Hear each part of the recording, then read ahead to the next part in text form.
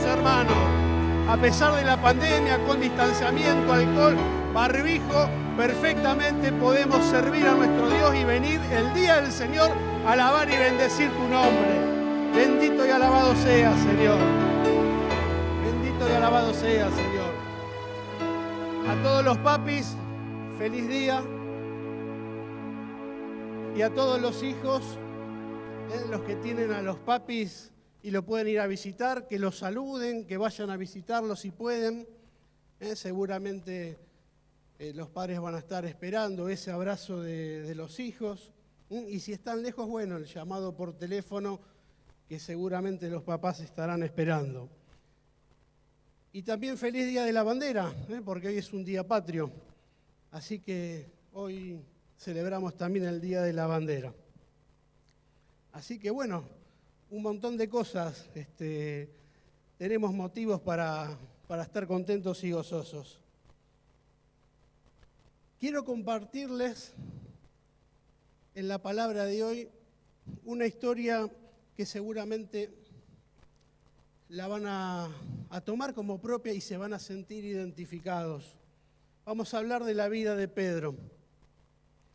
Y a través de las distintas circunstancias por las que atravesó Pedro, ya sea en los Evangelios y en el libro de los Hechos y de ahí para adelante, con muchas de esas circunstancias vamos a estar identificados nosotros, porque vamos a conocer la humanidad de Pedro en todo su esplendor.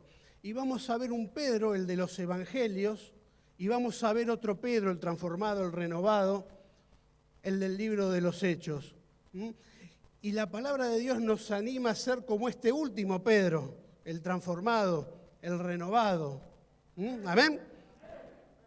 Bien, yo voy a leer varios versículos de la palabra de Dios, después vamos a repasar en 3 o en 4, y algunos de ellos es como para tener más datos simplemente de quién era Pedro, como para conocer a Pedro, ¿sí?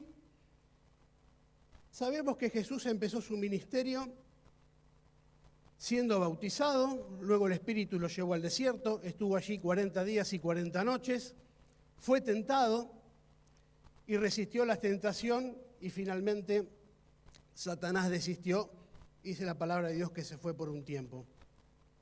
Cuando sale Jesús del desierto, toma la decisión de ir para Galilea.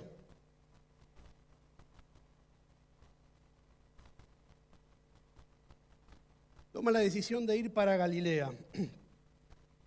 Y Jesús lo primero que hace es empezar a formar a su equipo de trabajo.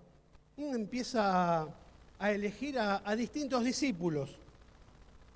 En Mateo 4, 18 y 19, yo se los voy a leer, dice así: andando Jesús junto al mar de Galilea, vio a 2 hermanos, Simón llamado Pedro y Andrés su hermano, y echaban la red en el mar porque eran pescadores. Y les dijo: venid en pos de mí y os haré pescadores de hombres.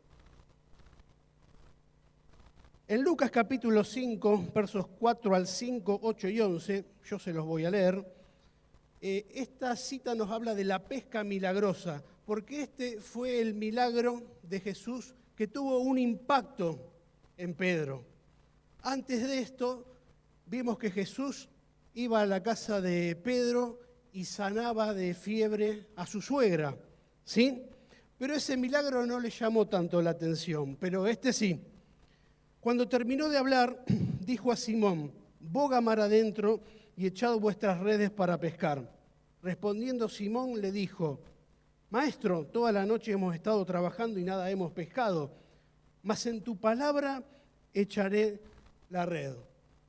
Si lo recordás, y no hace mucho tiempo, nuestro pastor nos predicó de esta palabra. En tu palabra voy a echar la red.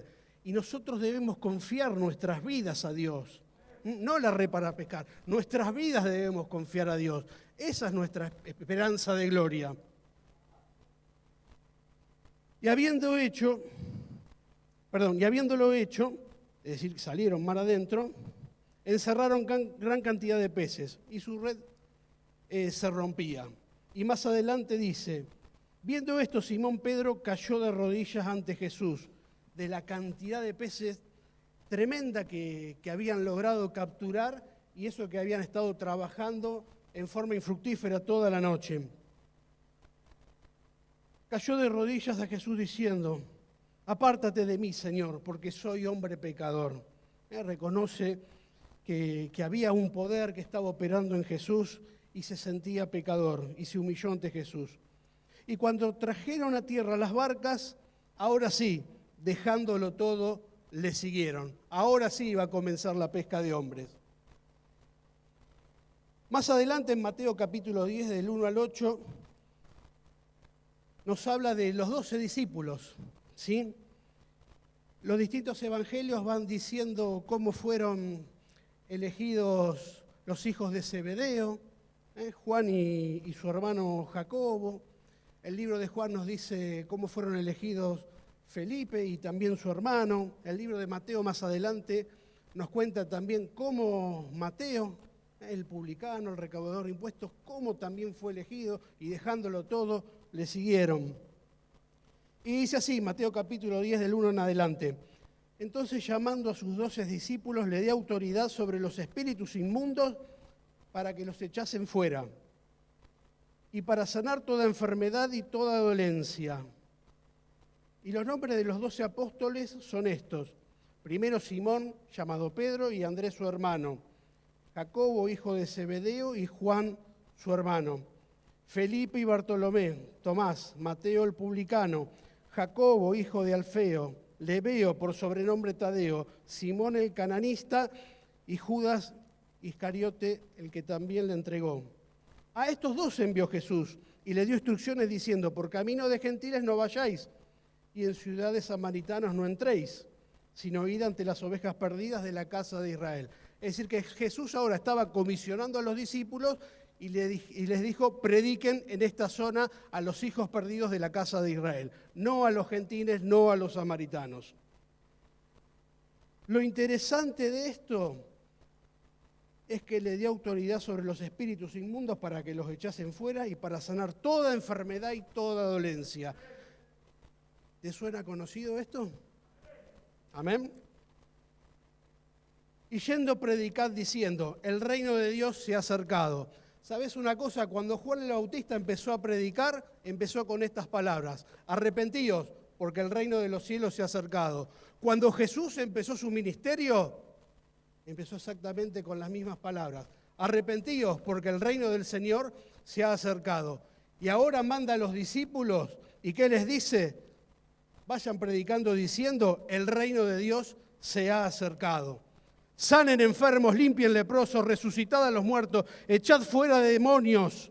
De gracia recibiste y dad de gracia. Amén. Esa comisión también es nuestra. Esto lo tenemos que tomar.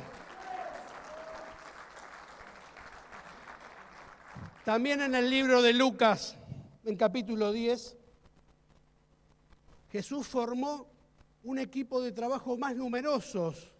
Jesús llamó a 70 discípulos, y armó 35 equipos de 2 en 2 y los mandó a predicar la palabra para que se le adelantasen y anunciasen quién era Jesús.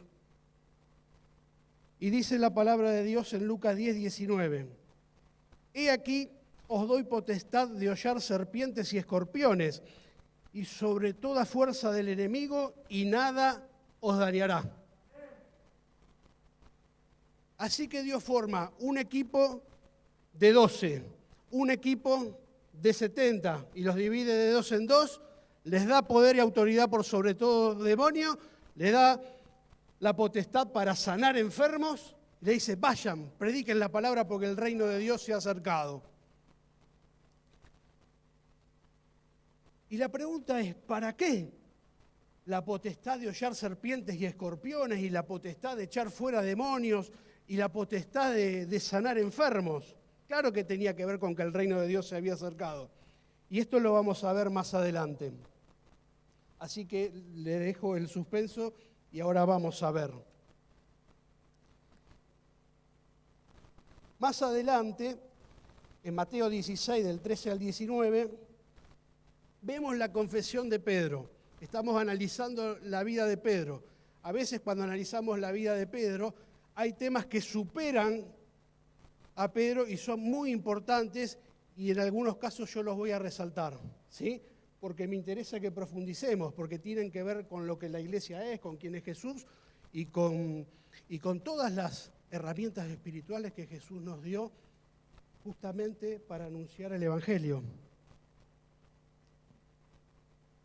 La confesión de Pedro. Dice así: viniendo Jesús a la región de Cesarea de Filipo, esto está bien en el norte de Israel, más arriba del mar de Galilea, preguntó a sus discípulos diciendo: ¿quién dicen los hombres que es el Hijo del Hombre? Ellos dijeron: unos Juan el Bautista, otro Elías y otros Jeremías o algunos de los profetas. Y él dijo: ¿y vosotros, quién decís que soy yo? Para ustedes, ¿quién soy yo? Y si yo les preguntase hoy a ustedes, a cada uno, ¿quién es Jesús en su vida?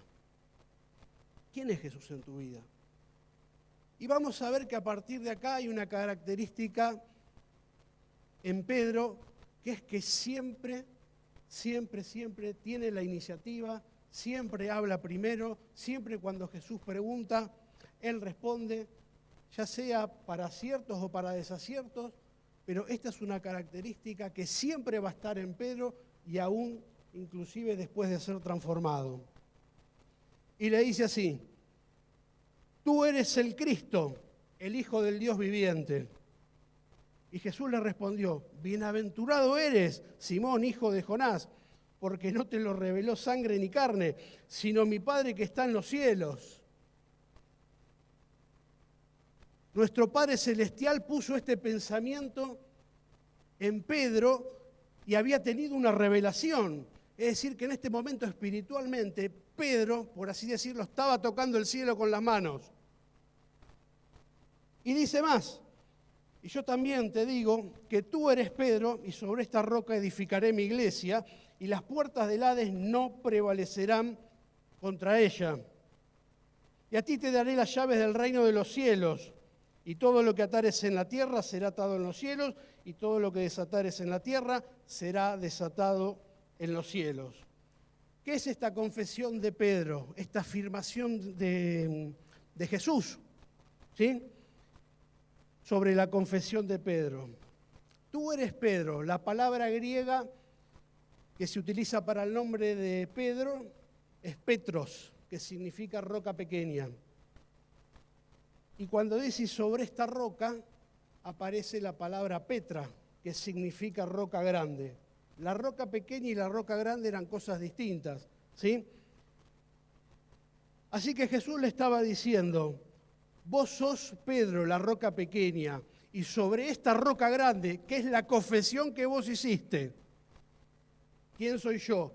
Jesús, el Cristo, el Hijo del Dios viviente. Sobre esta roca grande voy a edificar mi iglesia. La iglesia iba a ser edificada sobre Cristo, sobre la roca grande. Cristo es cabeza de la iglesia y es el fundamento de la iglesia. Y dice algo muy interesante: edificaré mi iglesia y las puertas del Hades no prevalecerán contra ellas. ¿Qué significa esto? La palabra prevalecer nos habla de confrontación, de enfrentamiento y de lucha. Y lo que nos está diciendo es que tenemos a la iglesia por un lado y a Satanás y al reino de las tinieblas por el otro, y en donde hay una lucha, y en donde el reino de las tinieblas no prevalece.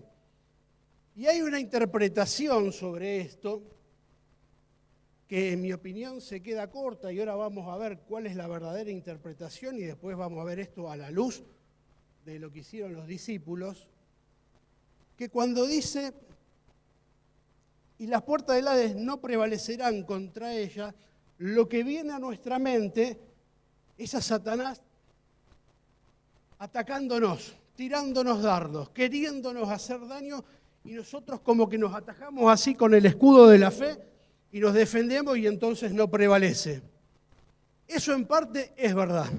Eso en parte es verdad, pero es mucho más que esto, porque esto nos muestra una iglesia pasiva y la iglesia de Cristo no es pasiva. La iglesia de Cristo va al territorio del enemigo, va a conquistar. Para eso Dios nos dio poder, para desollar serpientes y escorpiones y para arrebatarles las almas que tiene cautivas, para llevarles la luz de Cristo. Para eso nos dio poder, para echar fuera demonios. Ahí tenemos el campo de batalla. Afuera tenemos que conquistar, clavar las estacas y las banderas de victoria y arrebatarle esas almas que todavía están cautivas. Es voluntad de Dios que todos sean salvos y nuestra misión es predicar la palabra de Dios. ¿Es territorio del enemigo? Sí, pero Dios nos dio poder, Dios nos dio autoridad. Todo poder y toda autoridad viene de Dios y Jesús se la delegó a la iglesia. Cuando Jesucristo murió en la cruz puso las cosas en orden. Toda la autoridad es de Dios. Por debajo la iglesia a la que le dio el Espíritu Santo y la legitimó, le dio la autoridad sobre todo demonio y sobre toda potestad. Y a veces no lo creemos. Y a veces no lo creemos y nos cuesta. Si recordás, en Lucas 10, en el pasaje donde están los 70 volvieron cuando Jesús le dice esto. Volvían contentos los discípulos porque decían, Señor, hasta los demonios se someten a cuando invocamos tu nombre. Claro, el poder de Dios es verdadero. Gloria a Dios. Los únicos que somos capaces de poner a Satanás como autoridad por arriba nuestro, somos nosotros mismos. Jesús puso las cosas en su lugar. El poder y la autoridad de Dios, la iglesia al que le delega el poder por medio del Espíritu Santo, y Él puso a Satanás y a todo el reino de las tinieblas por debajo de nosotros. A nosotros nos dio el poder y la autoridad. ¿Cuándo le damos la autoridad a Satanás para que nos haga daño, para que venga en contra de nuestra familia? Por medio del pecado. Por medio del pecado. ¿Por qué? Porque por medio del pecado le servimos. Por medio del pecado le servimos. Y ahí le abrimos la puerta y ahí Satanás nos hace daño. En nuestro libre albedrío cometemos estos errores, ¿sí? Y cuanto más frecuentes son, más presa fácil somos del enemigo. Pero Dios siempre está dispuesto para restaurar nuestras vidas y siempre nos llama al arrepentimiento. Y sabemos cuál es el ministerio de Jesús. El ministerio de Él es el ministerio de la reconciliación. Y cuando ascendió al cielo, ¿qué está haciendo Jesús ahora? Está orando e intercediendo todo el tiempo por nosotros. Todo el tiempo por nosotros. Y te daré las llaves del reino de los cielos. Esas llaves del reino de los cielos eran para llevar la palabra de Dios.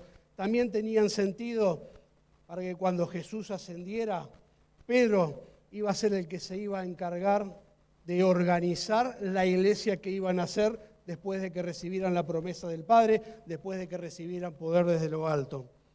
Pero esas llaves del reino también las tenemos nosotros, para ir y para liberar esas almas que están atadas y cautivas todavía en tiniebla.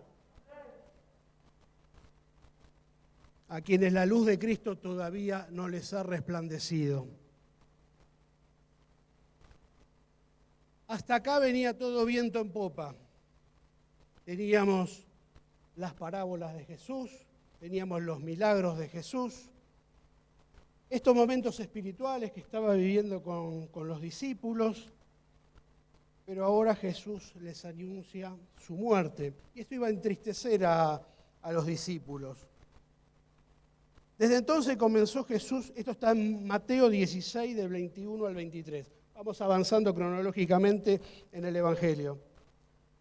Desde entonces comenzó Jesús a declarar a sus discípulos que le era necesario ir a Jerusalén y padecer mucho de los ancianos, de los principales sacerdotes y de los escribas, y ser muerto y resucitar al tercer día. ¿Qué les estaba diciendo? Tengo que morir en la cruz. Y no va a ser una muerte rápida, voy a padecer mucho, pero ¿saben una cosa? Es necesario que yo lo haga, pero al tercer día voy a resucitar. Entonces Pedro, tomándolo aparte, como le dice, vení para acá, ¿qué acabas de decir? Vení para acá, ¿qué dijiste? Comenzó a reconvenirle, como si lo estuviera arrepentiendo a Jesús por lo que acababa de decir. ¿Qué estás diciendo? Señor, ten compasión de ti. En ninguna manera esto te acontezca. Y Jesús le responde, quítate de delante de mí, Satanás. Me eres tropiezo, porque no pones la mira en las cosas de Dios, sino en la de los hombres. Este pensamiento lo introdujo Satanás en la mente de Pedro. Y Pedro le dio lugar a este pensamiento. Tal vez dominado por sus sentimientos, ¿sí? Porque no quería que Cristo padeciera. Pero claro, Jesús estaba diciendo que era necesario que Él cumpliera la voluntad de Dios, que se cumpla la profecía de que tenía que dar la vida por nosotros. Había un objetivo que era más importante que la vida de Él. Y lo que es increíble, como de Mateo 16 al verso 22, tan solo 6 versículos de diferencia, tenemos a un Pedro que recibe la revelación de Dios y dice, tú eres el Cristo, el Hijo del Dios viviente, y ahora con una manifestación de querer retener a Jesús, porque lo amaba, pero que era un pensamiento que venía del maligno.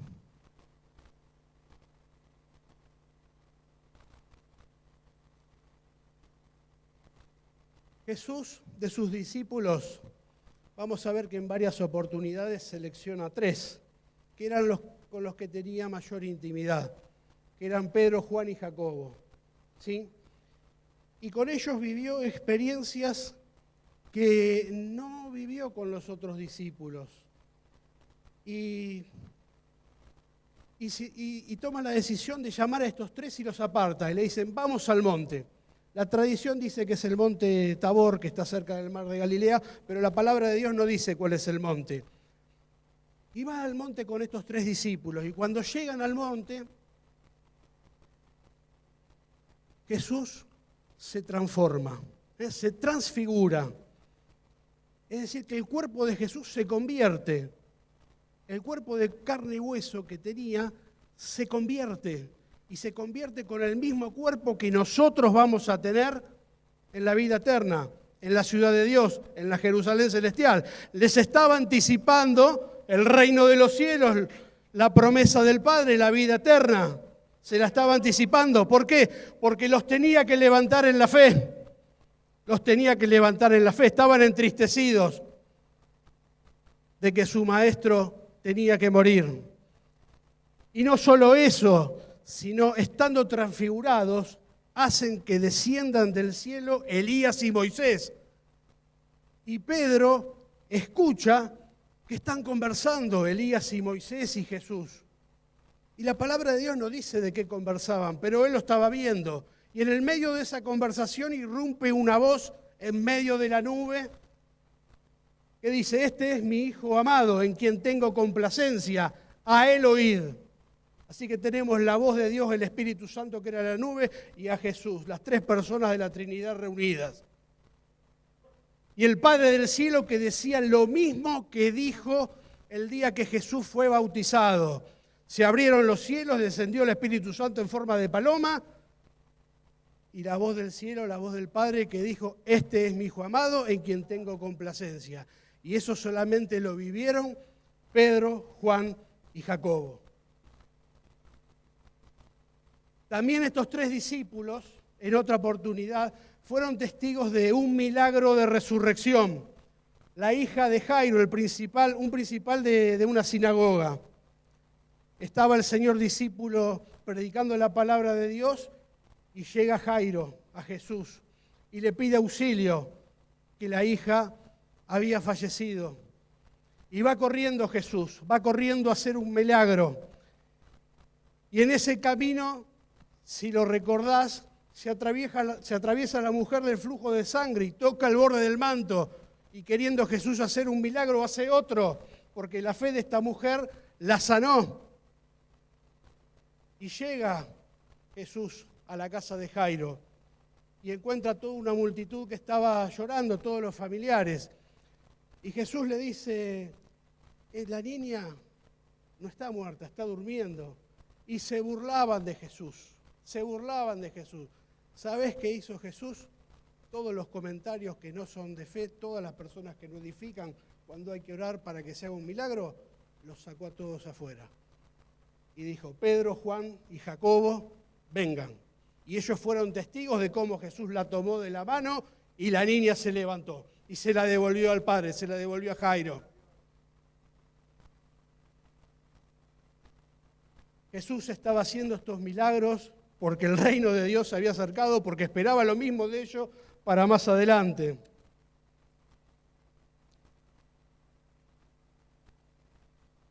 Más adelante la palabra de Dios nos dice que Judas planea entregarle. Se reúne con los principales sacerdotes, con los ancianos, y conspira para entregar a nuestro Señor Jesús. 30 piezas, 30 monedas de plata es lo que cobró para entregar a nuestro Señor Jesús. Y era la fiesta de los panes sin levadura, y habría que preparar la Pascua. Entonces los discípulos le dicen a Jesús, Jesús, ¿dónde quieres que preparemos la Pascua? Y Jesús les da instrucciones. Bueno, vayan, van a ver a un señor que tiene un cántaro de agua, síganlo, y a donde él va, pregunten por el dueño de ahí. Y él ya va a tener un lugar amplio, va a tener todo dispuesto. Y aquí nuestro Señor Jesús va a tener la cena con sus discípulos, ¿sí? Y a los 2 discípulos que mandó a preparar la cena, era el día que había que sacrificar al cordero, eran Pedro y Juan.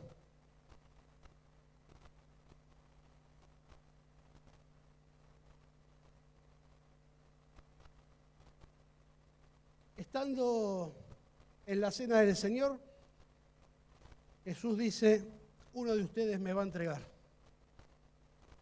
Hay uno de ustedes que me va a entregar. Los discípulos decían, ¿quién, Señor? ¿Soy yo? ¿Soy yo? Y Jesús claramente dio a entender quién lo iba a entregar. Y sabemos a la postre que fue así. Inmediatamente nuestro Señor Jesús instituye la cena del Señor. Y si lo recordás, esto es algo que celebramos todos los meses. El Señor tomó pan, lo partió, los dio a sus discípulos y les dijo, tomad, comed, que este es mi cuerpo que por vosotros es partido. Y también hizo lo mismo con la copa. Repartió la copa de vino a cada uno. Le dijo, tomad, bebed, porque esta es la sangre del nuevo pacto. Todas las veces que comieres de este pan y todas las veces que bebieres de esta copa, la muerte del Señor anunciáis hasta que Él vuelva. Amén. Bien, y terminaron de cenar, y dice la palabra de Dios en Marcos 14, del 26 al 31. Cuando hubieron cantado el himno, salieron al monte de los olivos. Es decir, que terminaron la cena. El Señor instituyó la cena del Señor como recordatorio para anunciar la muerte, para salvación y para vida eterna. Y se ve que cuando terminaron empezaron a cantar himnos. Empezaron a cantar himnos. Y cuando cantaron los himnos, salieron al monte de los olivos. Entonces Jesús le dijo, todos os escandalizaréis de mí esta noche, porque Cristo está, heriría al pastor y las ovejas serán dispersas. Pero después que haya resucitado, iré delante de vosotros a Galilea.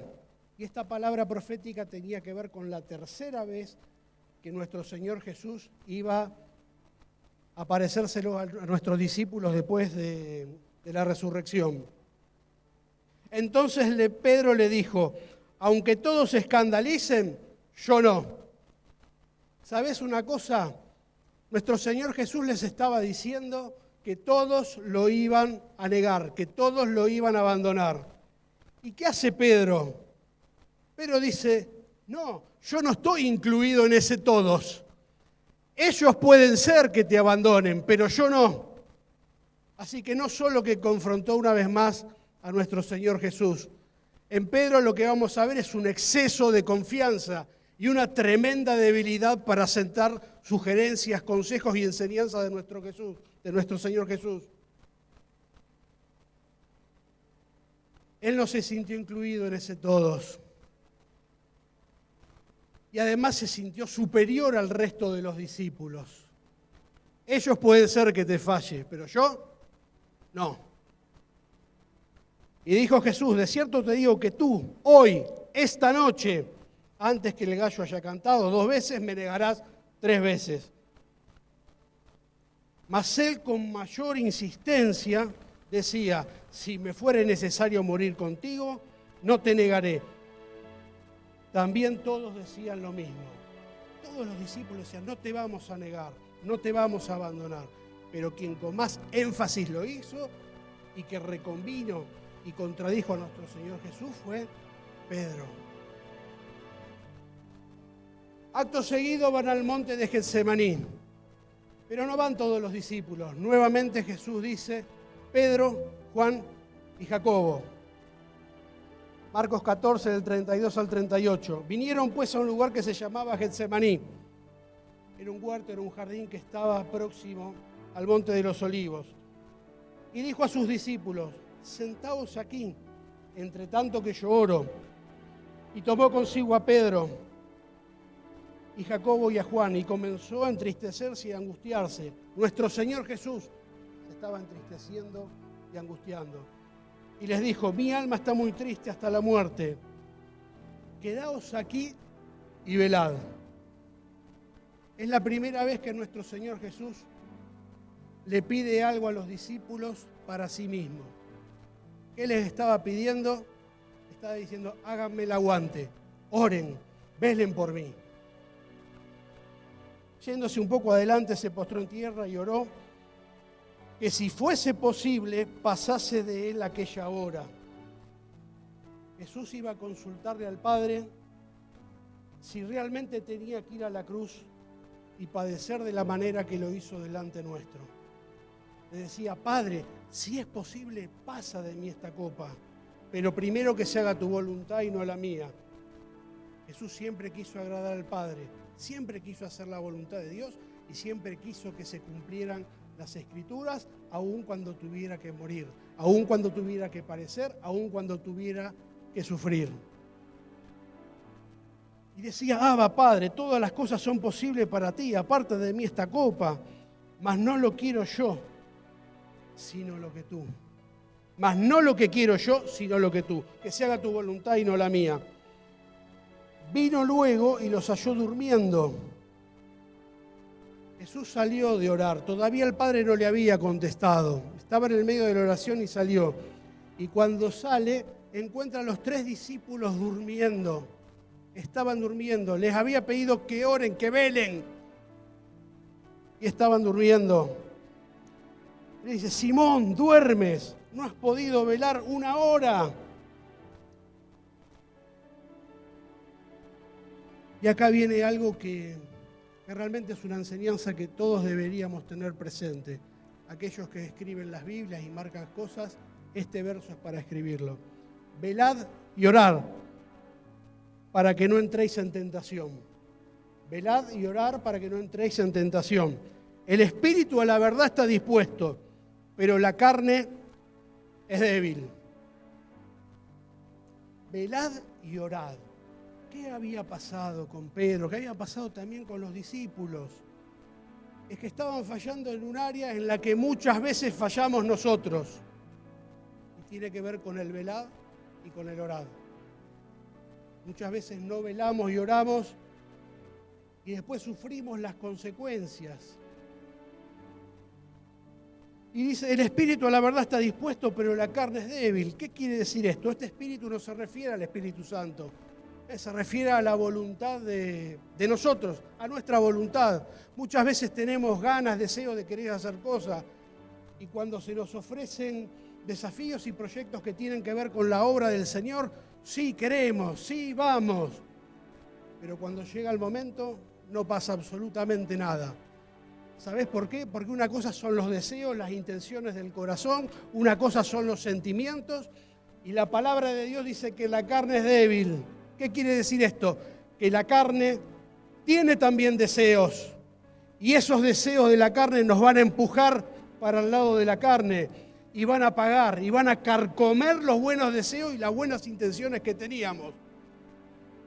¿Y cómo hacemos para que esto no pase? Velad y orad. Velad y orad. Las veces que falló Pedro, que fallaron los discípulos, fue justamente por esto, porque no velaban y porque no oraban. No velaban y no oraban. El espíritu está dispuesto, muchas veces tenemos ganas, muchas veces Dios pone iniciativa en nuestra mente y en nuestro corazón para el querer hacer cosas, pero nunca llegan a buen puerto. ¿Por qué? Porque la carne es débil, porque no oramos y porque no oramos por ese desafío, por ese proyecto de Dios que puso en nuestras vidas. Entonces se disipa y desaparece por los deseos de la carne.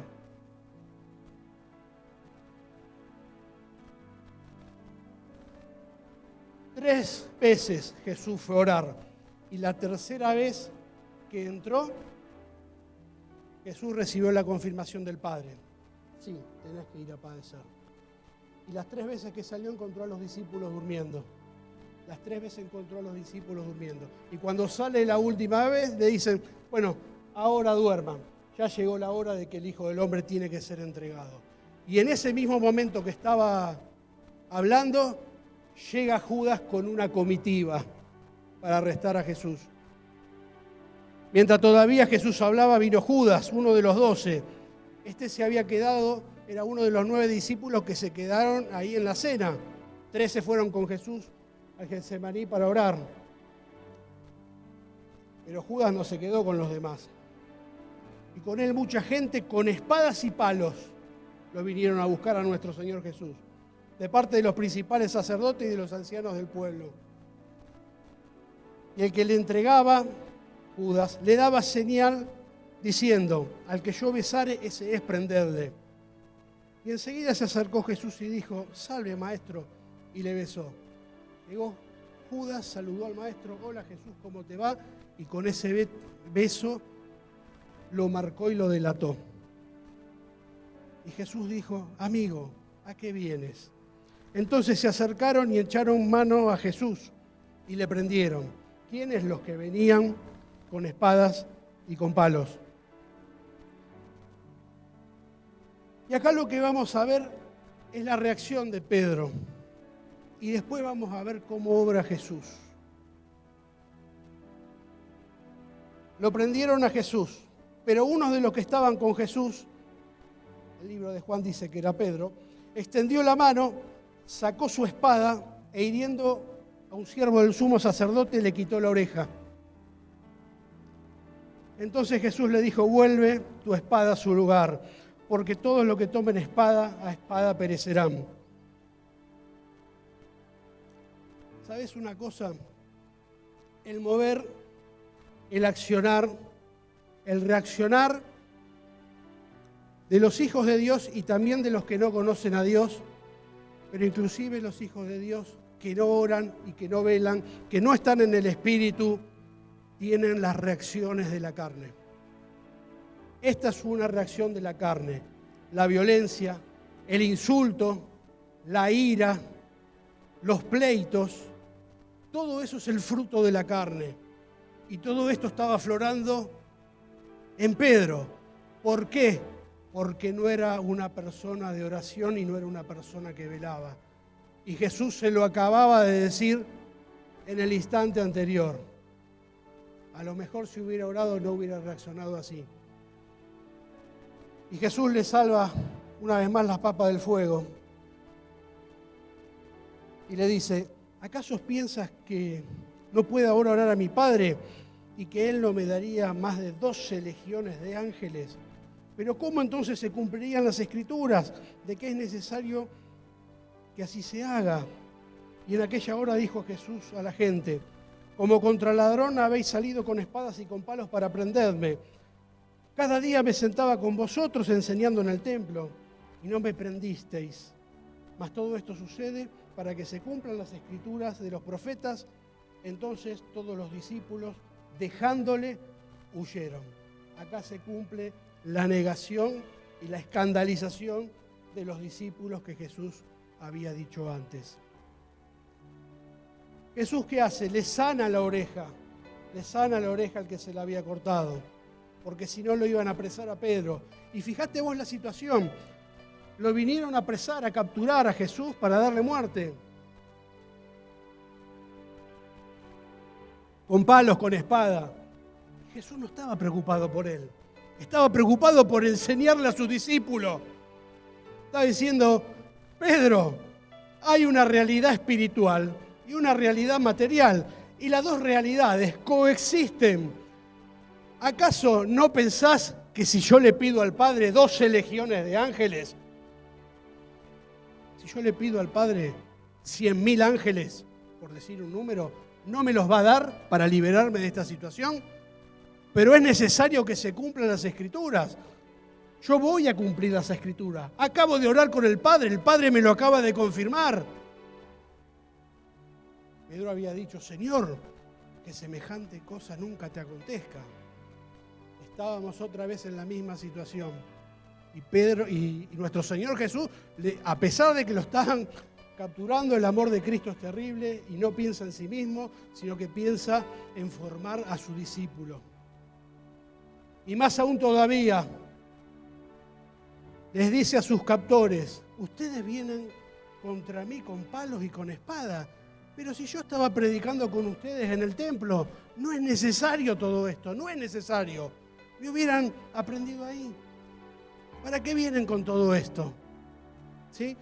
Y dice que esto es para que se cumpla la Escritura. Y se los dice porque ese pueblo conocía las Escrituras. Era el pueblo judío, sabían bien quién era Abraham, quién era Isaac, quién era Jacob. Conocían la ley, conocían los profetas. Y lo que les estaba diciendo Jesús, que con esto que están haciendo ustedes, que vinieron con palos y con espadas y que me están tratando como si fuera un ladrón, se está cumpliendo una profecía en mí ahora. Crean. El amor de Cristo es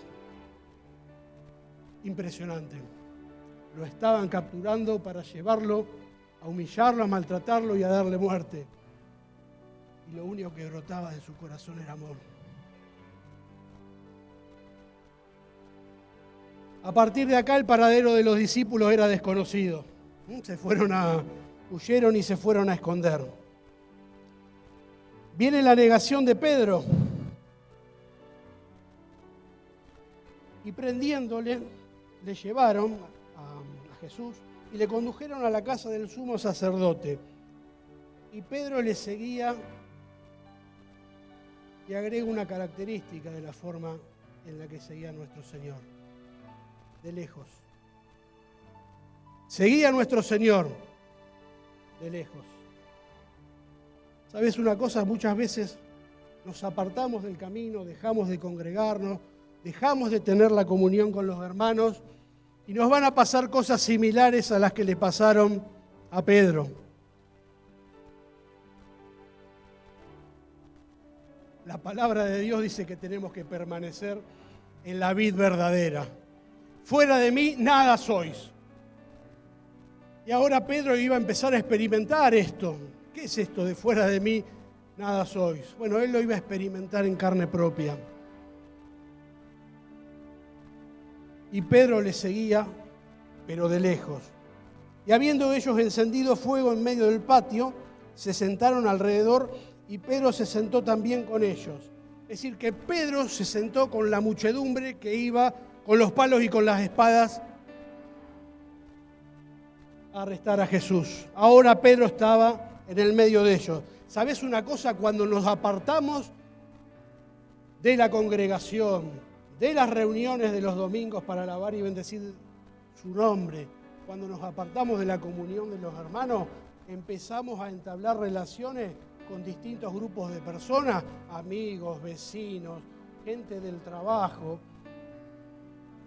Y las conversaciones no son conversaciones en donde hay palabra de vida, en donde hay palabra de esperanza.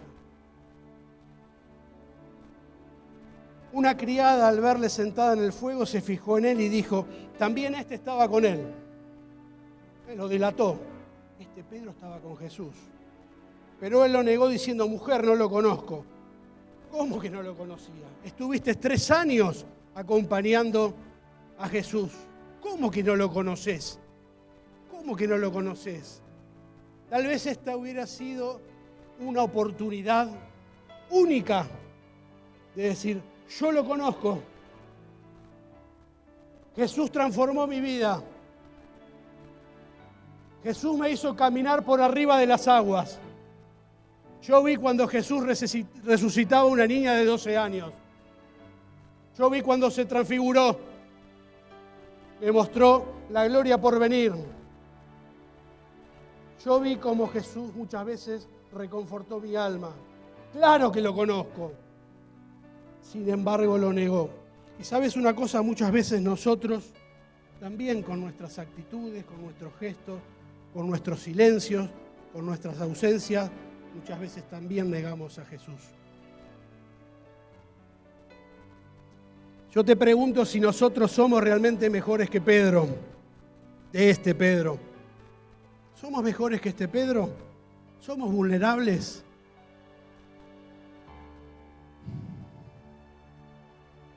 Un poco después, viniendo otro, dijo, tú también eres de ellos.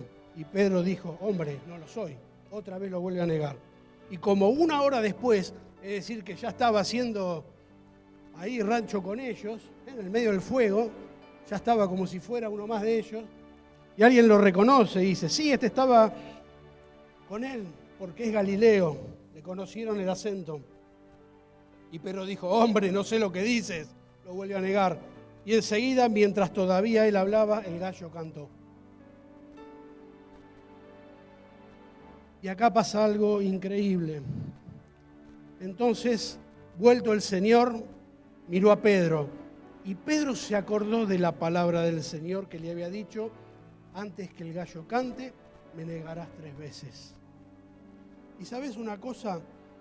Las personas que se apartan del camino, los que dejan de congregarse, los que dejan de participar de la comunión de los hermanos, por ejemplo, en las casas de amistad, terminan como terminó Pedro. Y Pedro, saliendo afuera, lloró amargamente. Yo no sé si van a llorar, pero cuando uno se aparta de la vid verdadera, lo que viene a nuestra vida es amargura, lo que viene a nuestra vida es dolor, lo que viene a nuestra vida es falta de esperanza, lo que viene a nuestra vida es culpa, el peso del pecado que nos aplasta, que nos quita la respiración, que no nos deja dormir, que perdemos el sueño y que empiezan los problemas. Así estaba Pedro. Sabemos que Jesús después fue entregado, fue muerto, fue resucitado. Y el día de la resurrección hay 3 mujeres que van al sepulcro. Mientras iban al sepulcro estaban preocupadas. ¿Cómo vamos a hacer para remover la piedra? A Jesús lo habían puesto en una tumba nueva, la estaban estrenando, por así decirlo.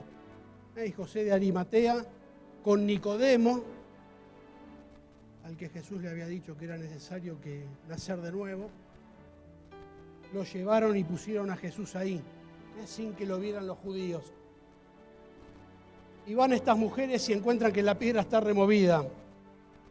Y cuando entraron en el sepulcro, Marcos 16 del 5 al 7, vieron a un joven sentado al lado derecho, cubierto de una larga ropa blanca, y se espantaron. Un ángel de Dios. Mas él le dijo, no os asustéis.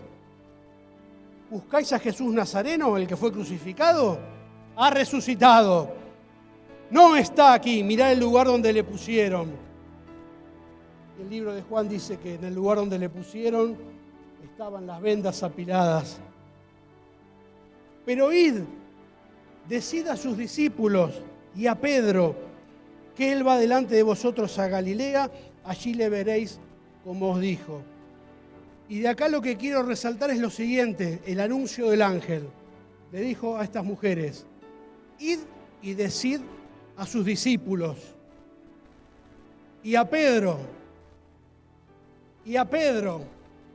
¿por qué a Pedro? Si Pedro era un discípulo, ¿qué necesidad había de aclarar que a Pedro también había que decirle? ¿Sabés cuál era la necesidad? Nosotros vimos recién que Pedro saliendo afuera lloró amargamente. Si me permitís decírtelo en un lenguaje simple y sencillo, Pedro estaba destruido. Anímica, moral y sentimentalmente estaba destruido, con todo el peso de la culpa, con todo el peso de saber que le había negado, con todo el peso de saber que toda la confianza que tenía en sí mismo no le servía absolutamente para nada, que siempre lo había traicionado a sí mismo, esa autoconfianza, ese sentirse a veces superior a los demás. Estaba destruido Pedro. Por eso el ángel pone énfasis a los discípulos y a Pedro. Jesús se le aparece primero a María Magdalena. Y María Magdalena le va a avisar a los discípulos. Y Jesús tiene 2 apariciones con los discípulos, el mismo domingo que resucitó a la noche y después 8 días después. Y les muestra, miren mis manos, miren mis pies, están perforados, miren mi costado. Y la primera vez que va estaban todos los discípulos, menos Judas que se había ahorcado y Tomás que en ese momento no estaba. Y al 8º día, cuando vuelve a aparecerse Jesús, ahí también ya está Tomás. Pero yo voy a hablar de la tercera vez que se le aparece a los discípulos, cuando se cumple la palabra de Dios que habíamos dicho antes, que está en Juan capítulo 21. Jesús se le aparece a 7 de sus discípulos. Y dice así, después de esto Jesús se manifestó otra vez a sus discípulos junto al mar de Tiberias, el mar de Galilea. Y se manifestó de esta manera. Estaban juntos Simón Pedro, Tomás llamado el Dídimo, Natanael, el de Caná de Galilea, los hijos de Zebedeo y otros 2 de sus discípulos. Simón Pedro les dijo, voy a pescar. Y ellos dijeron, vamos, nosotros también contigo. Fueron y entraron en una barca y aquella noche no pescaron nada. ¿Sabes una cosa? Así los encuentra Jesús cuando los va a visitar, ya resucitado por tercera vez. ¿Qué dice Pedro? Me voy a pescar. ¿Sabes qué significaba ese me voy a pescar? Algo que muchas veces nosotros hacemos. ¿Cuántas veces nosotros con el trabajo tapamos la amargura, tapamos el dolor, tapamos la culpa y nos ocupamos con trabajo para que nuestra mente esté ocupada en otras cosas? Y tenemos debajo de la alfombra del trabajo toda la tierra, toda la suciedad que guardamos y que es lo que nos causa dolor, es lo que aplasta nuestra alma. Así estaba Pedro. Me voy a pescar. Lejos estaba de cumplir la gran comisión y de anunciar el Evangelio. No estaba en una situación para ir y predicar la palabra de Dios. Probablemente los otros discípulos sí, aunque estaban temerosos. Probablemente los discípulos estaban ahí en obediencia, esperando que Jesús llegase para ver qué instrucciones le daban. O simplemente decidieron volver a su trabajo de antes. Y lo que vivimos con Jesús, bueno, pues hasta aquí llegó. Lo cierto es que en el caso de Pedro, Pedro estaba destruido. Y quiso tapar con trabajo, como muchas veces hacemos nosotros. Y todo el dolor, la culpa, las cargas, la angustia, la tristeza, la cubrimos en lugar de ir a los pies de Cristo. Muchas veces hacemos esto.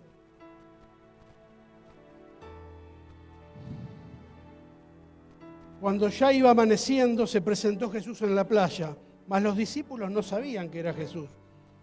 Y le dijo, hijitos, ¿tenéis algo de comer? Respondieron, no. Él les dijo, echad la red a la derecha de la barca y hallaréis. Entonces la echaron y ya no la podían sacar por la gran cantidad de peces. La segunda pesca milagrosa. Jesús repite un milagro por el que había llamado a los primeros discípulos, a Andrés y a Pedro. Ese milagro que había cautivado la atención. Y nuevamente con este mismo milagro ya no quedaban dudas de que el que le había preguntado desde la orilla era nada más ni nada menos que nuestro Señor Jesús. ¿Sabes una cosa? Jesús ya sabía que no habían pescado nada. Lo que querían es que ellos se confronten con la realidad, como diciéndole, ahora que volvieron a su antiguo trabajo, ahora que están ocultando con la alfombra del trabajo todo su dolor, ¿están mejor de lo que estaban antes conmigo? No habían pescado absolutamente nada.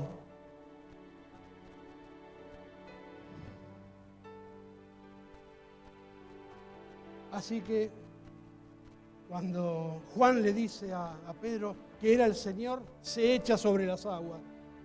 La barca estaba aproximadamente a unos 100 metros de la orilla, así que imagínate a Pedro tirándose desesperado y nadando hasta donde estaba nuestro Señor Jesús. Y ¿sabes una cosa? Jesús lo estaba esperando con el desayuno.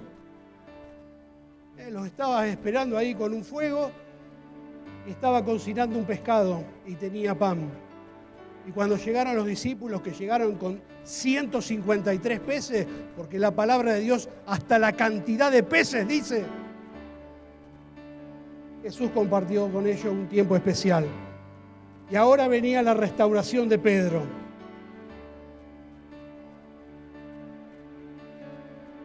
Cuando hubieron comido, Jesús dijo a Simón Pedro, Simón, hijo de Jonás, ¿me amas más que esto? Y le respondió, sí, Señor, tú sabes que te amo. Y Jesús le dijo, apacienta mis corderos. ¿Sabes una cosa? Acá todavía teníamos al mismo Pedro que impulsivamente contestaba, ¿me amas más que estos? Por los demás discípulos, sí, Señor, te amo.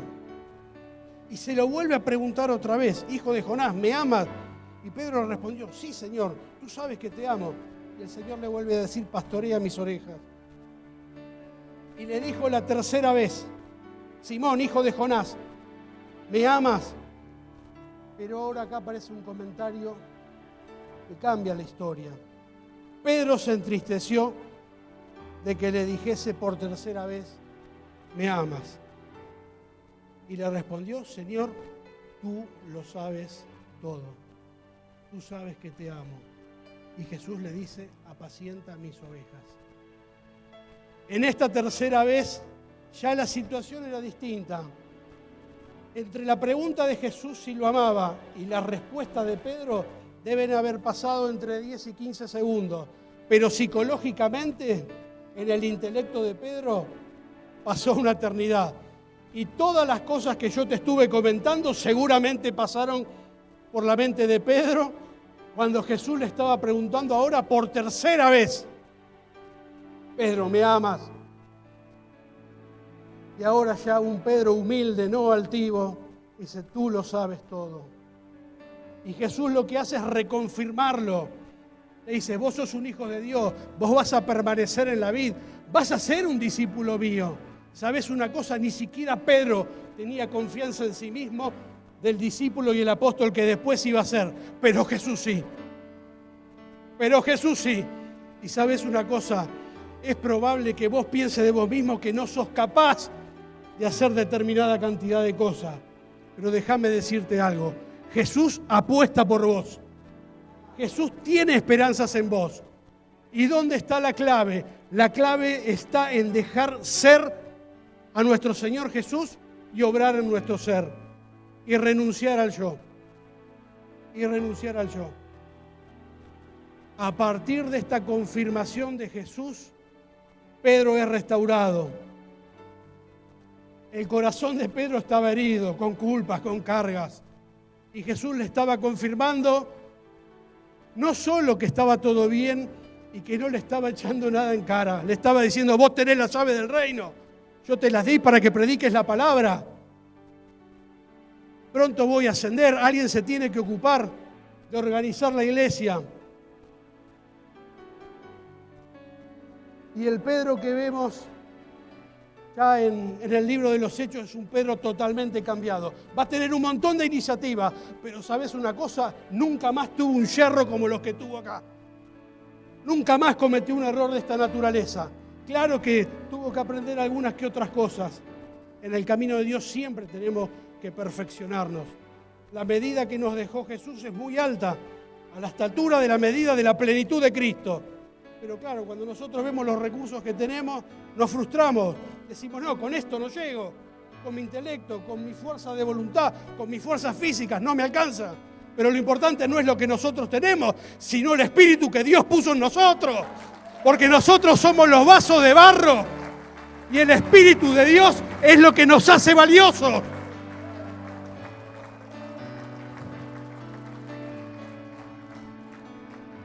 ¿Sabes una cosa? Este discípulo, junto con los demás que no habían podido orar, en el libro de los Hechos, cuando Jesús le dice, espérenme en el aposento alto, hasta que reciban la promesa del Padre, hasta que reciban poderes de lo alto, y después vayan y prediquen. Pero esperen la promesa del Padre. Los discípulos no sabían cuánto tenían que esperar. Y dice la palabra de Dios que estaban todos los discípulos, menos Judas que se había suicidado, y estaban las mujeres también, y estaban María, la madre de Jesús, y los hermanos de Jesús, y era una congregación de 120 personas, había familias ahí adentro, que estaban esperando la promesa del Padre. ¿Y sabés qué estaban haciendo?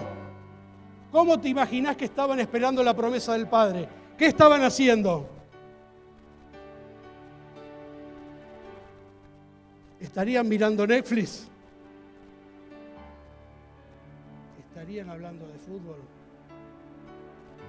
Dice la palabra de Dios que perseveraban en toda oración y ruego. ¿Cómo no iba a descender el Espíritu Santo? Estuvieron 10 días perseverando en oración y en ruego. 10 días, 240 horas, si querés de contar el tiempo que dormía. Una cantidad de horas terribles. Estuvieron ahí como si fuera un retiro espiritual, todos juntos, unánimes, perseverando, orando, rogando. Y descendió la promesa del Padre. Y descendió la promesa del Padre. Estos discípulos ya no eran los mismos. Los demás discípulos también fueron restaurados del temor que tenían, porque también habían salido huyendo. Necesitamos ser restaurados, hermanos. Si queremos servir a Dios, si queremos emprender algo para la obra del Señor, lo primero que tenemos que entender es que tenemos que ser restaurados por nuestro Señor Jesús. En todas las áreas de nuestras vidas, inclusive en el área de nuestra comunión con Dios, en nuestra oración con Dios, porque una de las cosas que fue restaurada en Pedro fue la relación con Dios. Ahora sí Pedro oraba y ayunaba, ahora sí. Y descendió poder de lo alto. Y vamos a ver los discursos de Pedro en el libro de los Hechos. Después de que el Espíritu Santo desciende y el repartimiento de don de lenguas, la gente que estaba alrededor pensaba que estaban todos borrachos. Y Pedro, una vez más, tomando la iniciativa, ya no hablando, sino gritando. Ahora ya no se callaba, porque la gente que estaba alrededor era la misma con la que estaba calentándose en el fuego ajeno, que eran los que tenían los palos y las espadas. Ahora no se callaba. Ahora decía, esto es lo que dice la palabra de Dios en el libro de Joel, que en los postreros tiempos derramaré de mi espíritu sobre toda carne. Y ¿sabes una cosa? Este discípulo que estaba destruido y que ahora había sido restaurado, predicaba la palabra de Dios. Se volvió un evangelista espectacular. Recitaba la palabra de Dios de memoria porque no tenían Biblia. No tenían Biblia.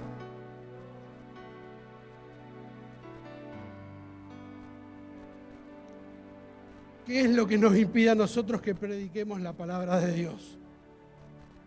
Tendríamos que hacer una lista de las cosas que impiden que podamos predicar la palabra de Dios y orar y velar por ello. El espíritu está dispuesto, pero la carne es débil. No es solamente la intención, el deseo de querer hacer.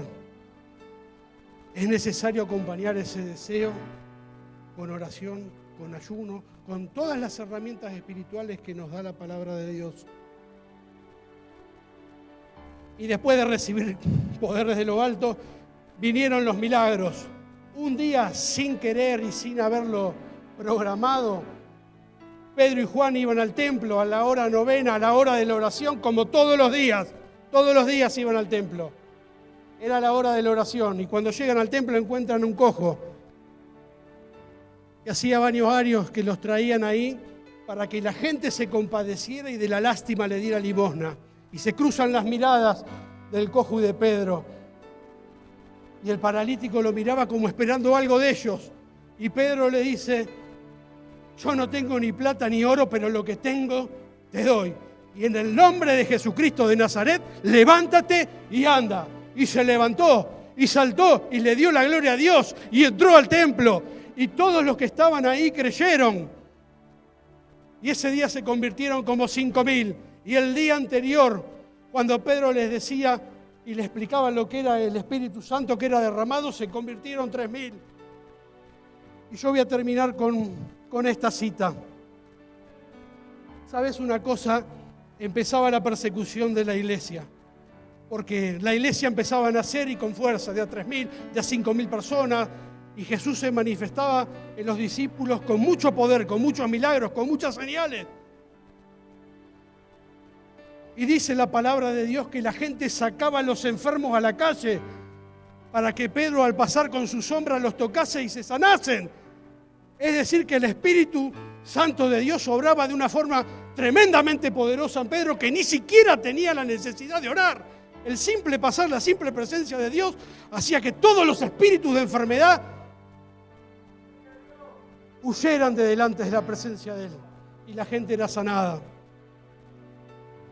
Y comenzaron, al igual que Jesús, comenzaron la persecución de la iglesia. Y dice así: los arrestaron a Juan y a Pedro por el milagro que habían hecho, los retuvieron. Y llamándolos les intimaron que en ninguna manera hablasen y enseñasen en el nombre de Jesús. Estos principales, estos sumos sacerdotes, que eran corruptos, no tenían problema con lo que creían. Lo que no querían era que se propague el Evangelio. Y ese es el plan de Satanás. A veces Satanás se baja los brazos porque la palabra de Dios dice que cuando nos sometemos a Él, Satanás huye delante de nuestra presencia. Pero sin embargo, Satanás lo que quiere hacer ahora es detener la obra de Dios. Porque lo que les estaban impidiendo era eso. Les intimaron que en ninguna manera hablasen ni enseñasen en el nombre de Jesús, en el nombre de que había sido sanado el cojo. Y todo el mundo lo había visto. Mas Pedro y Juan respondieron diciéndoles: juzgad si es justo delante de Dios obedecer a vosotros antes que Dios.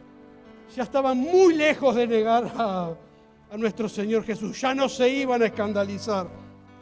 ¿Y por qué? Porque no podemos dejar de decir lo que hemos visto y oído. No podemos dejar de decir lo que hemos visto y oído.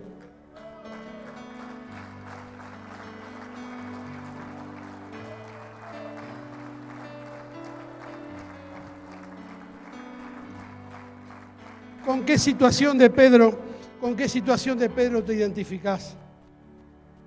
¿Con el que caminaba por arriba de las aguas? ¿Con el que era testigo de los milagros de Jesús? ¿Con el que a veces decía cosas y metía la pata? ¿Con el que era tentado? La verdad que si repasamos nuestras vidas, vemos que necesitamos ser restaurados. Y sabes una cosa, la iglesia de Dios, para poder tener un servicio efectivo, tiene que ser restaurada, tiene que tener un encuentro con nuestro Señor Jesús y tiene que recibir poder de lo alto. Amén. Así que yo voy a cerrar con una oración chiquita. Padre, en el nombre de Jesús, yo te pido, Espíritu Santo, que esta palabra de vida eterna germine en el corazón de mis hermanos y que esta palabra dé fruto a 100 por 1 y que todos mis hermanos sean restaurados y que sean transformados en el Pedro del libro de los Hechos. Fortalecelos, Señor. Pasá de nosotros el querer negarte. En el nombre de Jesús, bendigo a mis hermanos y declaro una iglesia próspera y bendita. En el nombre de Jesús. Amén.